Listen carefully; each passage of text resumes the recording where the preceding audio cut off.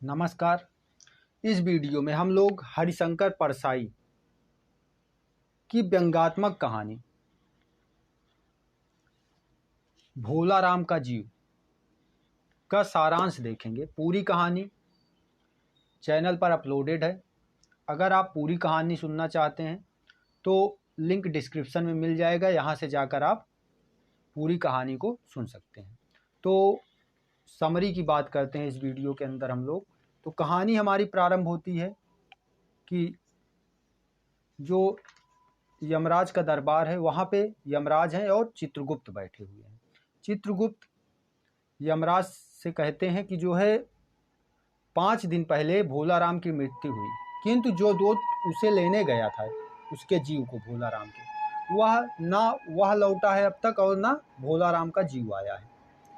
तभी अचानक से भोला राम का जीव लेने जो दूत गया था वह दरबार में उपस्थित होता है और अपनी व्यथा बताता है कि वह भोला राम का जीव लेकर आ ही रहा था कि रास्ते में भोला राम का जीव उससे छूटकर कहीं खो गया, अर्थात उसके चंगुल से निकल गया यमदूत के। तो यमराज उसे फटकार लगाते हैं कि अब तुम्हारी रिटायर होने की उम्र आ गई है, तुम बूढ़े हो चुके हो। इस पर यमदूत कहता है कि दया निधान, मैं आपको कैसे बताऊं कि मैंने बड़े बड़े वकीलों के जो है जीवों को पकड़ा है, किंतु यह एक साधारण सा जीव मुझे चकमा देकर पता नहीं कैसे चला गया। मैंने पूरा ब्रह्मांड छान मारा। जो यमदूत है वो कहता है कि मैंने पूरा ब्रह्मांड छान मारा, किंतु भोला राम का जीव मुझे कहीं नहीं मिला। तो इस पर व्यंग करते हुए जो चित्रगुप्त हैं वह कहते हैं कि शायद उसका कोई इनकम टैक्स बाकी रहा हो। नहीं, तभी नारद जी आ जाते हैं। नारद जी की एंट्री होती है राज दरबार में। नारद जी पूछते हैं उसका कोई इनकम टैक्स वगैरह नहीं बाकी था। तो चित्रगुप्त कहते हैं जिसकी इनकम ही नहीं थी उसका टैक्स कहाँ से होगा। इसके बाद फिर नारद जी धरती पर आने का प्लान करते हैं। उससे एड्रेस पूछते हैं चित्रगुप्त से, चित्रगुप्त एड्रेस बता देता है। फिर साथ में यह भी कहता है कि वह एक किराए के मकान पर, नाले के किनारे बने एक किराए के मकान में रहता था, किंतु 1 साल से उसका भी किराया नहीं भरा था, क्योंकि वो लोग भूख से मर रहे थे। उन लोगों के पास पैसे नहीं थे, भोला राम के परिवार के पास, तो किराया नहीं भरा था। और अगर मकान मालिक असली मकान मालिक रहा होगा तो भोला राम के मरते ही उसके परिवार को घर से निकाल दिया होगा। इस पर आपको जो है चित्रगुप्त जो है नारद से कहते हैं आपको थोड़ा सा वहाँ पे उनके परिवार को ढूंढने में असुविधा हो सकती है, किंतु नारद जाते हैं और उनके परिवार का क्रंदन सुनकर ही, रोना धोना सुनकर ही वह समझ जाते हैं कि यह भोला राम का ही परिवार है।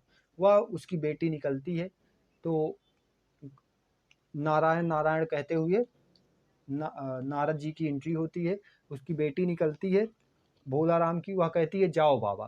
तो नारद कहते हैं कि मैं यहाँ भोला राम के बारे में कुछ बात करने आया हूँ, अपनी माता को बुलाओ। फिर वह लड़की अपने माता को बुलाती है। उसकी माँ से बात करते हुए नारद पूछते हैं कि उनका किसी से विशेष लगाव रहा हो, किसी से, जैसे किसी स्त्री से।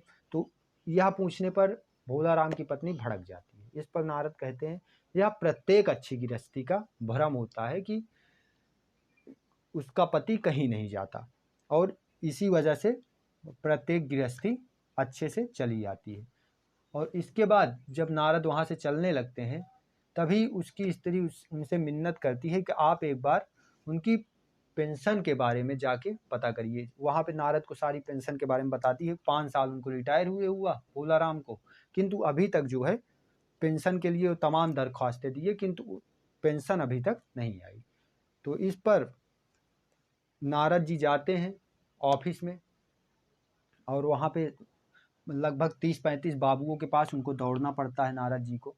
अंत में सब जगह यही लोग कहते रहते हैं, जितने भी बाबू वहाँ बैठे रहते हैं, अफसर बैठे रहते हैं, सब यही कहते हैं कि भोला राम ने दरख्वास्तें तो दी किंतु उस पर वजन नहीं रखा, जिससे कि दरख्वास्तें उड़ गई। वजन का मतलब पैसे से था, जो कि नारद जी को समझ नहीं आ रहा था। अंततः नारद जी जो मुख्य अफसर था उसके पास पहुँचते हैं तो अफसर जो है कहता है कि भोला राम ने दरख्वास्तें तो दी थी किंतु उस पर वजन नहीं था। यही बात दोहराता है।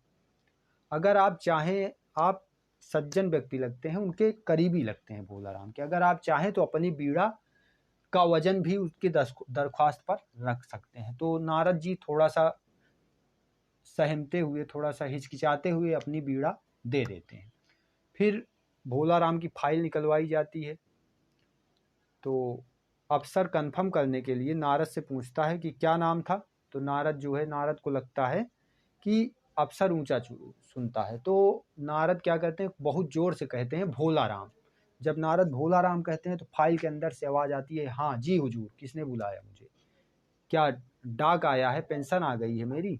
तो यह सुनकर अफसर भी चौंक जाता है कि फाइल से कैसे आवाज़ आई। अफसर अपनी कुर्सी से गिर पड़ता है और नारद जी भी चौंक जाते हैं। लेकिन फिर उनको माजरा समझने में देर नहीं लगती। नारद जी उससे पूछते हैं, क्या तुम भोला राम के जीव हो। तो कहता है, हाँ मैं भोला राम का जीव हूँ। तो नारद जी बताते हैं कि मैं तुम्हें लेने आया हूँ, चलो। इस पर भोला राम का जीव कहता है कि नहीं, मेरा मन जो है इन पेंशनों में अटका हुआ है, इन फाइलों में अटका हुआ है, मैं अभी नहीं जा सकता। अर्थात पहले मेरी पेंशन क्लियर होगी तभी मैं यहाँ से जाऊँगा। तो इस कहानी के माध्यम से हमने देखा कि किस प्रकार भारत की जो चरमराती व्यवस्था थी, तत्कालीन व्यवस्था थी, उसको जो भ्रष्टाचार युक्त व्यवस्था थी, जो आज के भी संदर्भ में तार्किक है, उसको हरिशंकर परसाई जी ने किस प्रकार उभारा है।